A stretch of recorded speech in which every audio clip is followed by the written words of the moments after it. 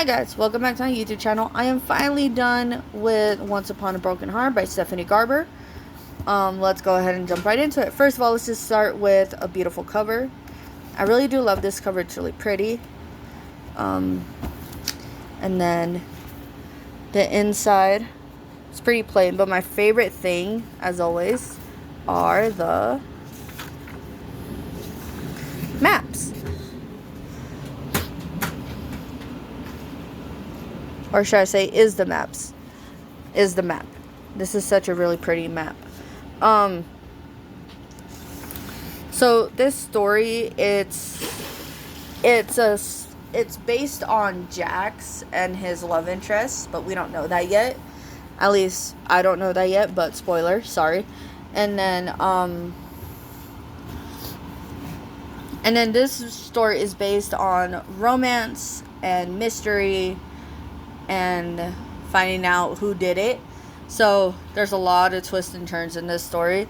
My favorite thing about it so far is that it humanizes Jax, and we get a little bit more of his personality in this one. And then his love interest, Evangeline, she is an orphan girl, but her stepsister basically stole her lover and forced him to marry her with a love potion, and then he got turned into statue. And yeah, another thing I like about it too is that it uses the Greek gods, but not in the sense of like their legends or their mythology. It's just more of like in the names. Like, for example, you have Apollo, and I think Apollo is the only one for right now that I have seen in red.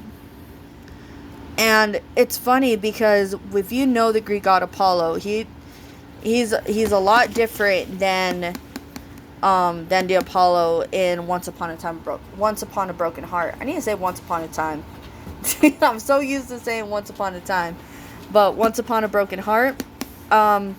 But yeah, if you haven't read Caraval and the original trilogy, I suggest you start with those ones, and then you read Spectacular, and then you read Once Upon a Broken Heart. Because even though this one isn't like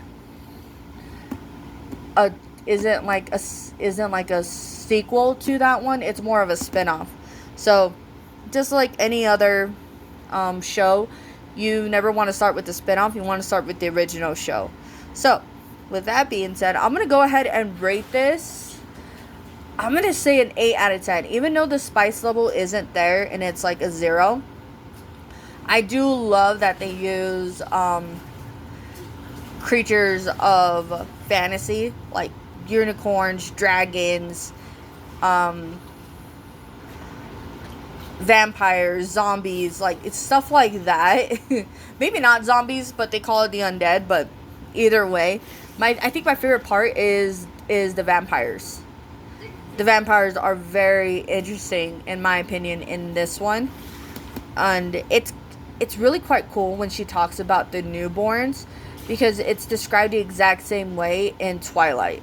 So I don't know if she got inspiration from that or whatnot, but I really did truly enjoy it. I'm not hating on it whatsoever. I truly enjoyed that. So, with that being said, I suggest you read Once Upon a Broken Heart, and I'll see you on the next one. Bye.